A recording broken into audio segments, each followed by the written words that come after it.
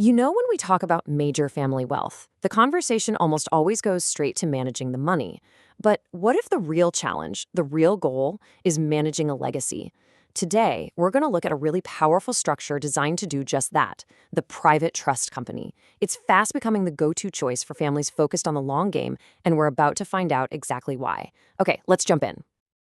The whole idea of wealth has totally changed. We're not just talking about assets sitting in one country anymore.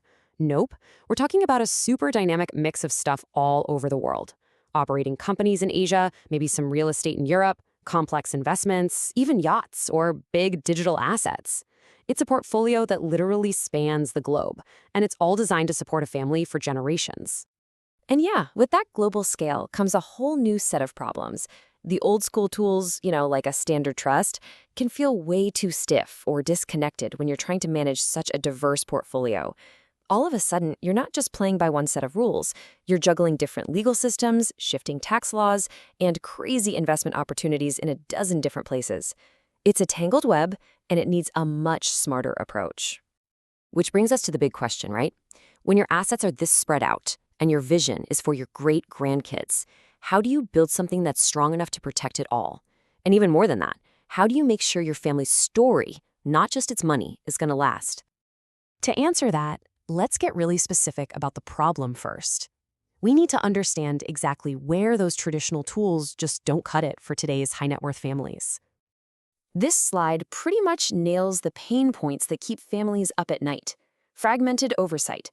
That just means your real estate trust in London has no idea what your business trust in Singapore is doing. It's just inefficient. Limited influence is that super frustrating feeling of handing over the keys to a professional trustee who, even with the best intentions, just doesn't get your family's business, or your appetite for risk, or your core values. Then you throw in worries about privacy, the headache of what to do if a trustee retires, and the huge job of getting the next generation ready. You can see why people are looking for a better way. So, the answer to these challenges is the private trust company, or PTC. The best way to think about it is not as some off-the-shelf product, but as a custom-built governance structure designed from the ground up for one specific family. Okay, so the most important part is right here in this definition. A PTC is a company, and its only job is to be the trustee for your family's trusts. And here's the kicker. Who owns and controls that company? The family does. This completely flips the script. You go from being a client of some big firm to being the owner of your own trustee structure. It's why you see them set up in places known for their top-tier trust laws, like South Dakota or Wyoming here in the US, or other major international financial hubs. The power of this whole approach really comes down to three main pillars, and each one is a direct solution to the challenges we just talked about. Let's break them down. First, and honestly, this is the big one, control. With a PTC, the family gets to appoint the board of directors. That means all the strategic decisions about investments, about distributions, about who's next in line are made by trusted family members and advisors who are 100% aligned with the family's vision. It's all about bringing that control back in-house and making sure every single move reflects what the family truly wants. Second pillar, confidentiality. Because a PTC is a private, family-owned company, all that sensitive financial information and delicate family stuff stays within a very small, very trusted circle. I mean, in an age of nonstop data breaches and crazy reporting requirements, this is a massive advantage.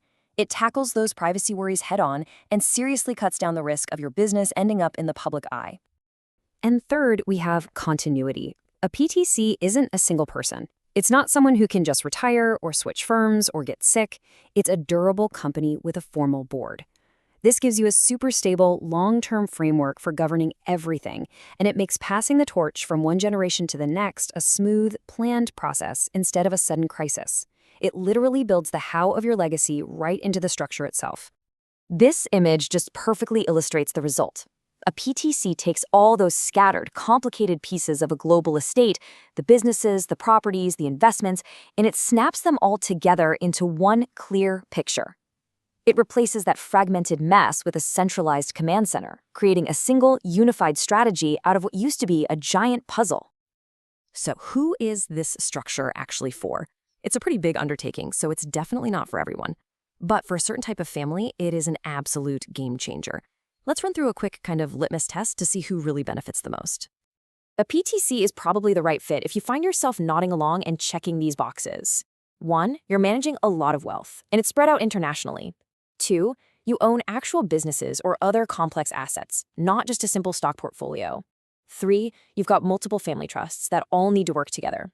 And finally, 4. If privacy, direct control, and a rock-solid plan for the future are your absolute top priorities. If that sounds like you, a PTC should definitely be on your radar. Ultimately, this gets us to the real point of a structure like this. It really elevates the whole conversation. We're moving beyond just wealth management and into something way more meaningful, building a lasting legacy. Because that's the end goal, isn't it? A PTC gives you that solid foundation. It's the architecture that helps make sure a family's core values, their unique story, and their guiding principles get preserved and passed down right alongside the financial assets from one generation to the next. So the thought I want to leave you with is this. It's one thing to build wealth. It's another thing entirely to build something that lasts. The real question you have to ask is, what kind of foundation are you building on? Is your family's story truly built to last?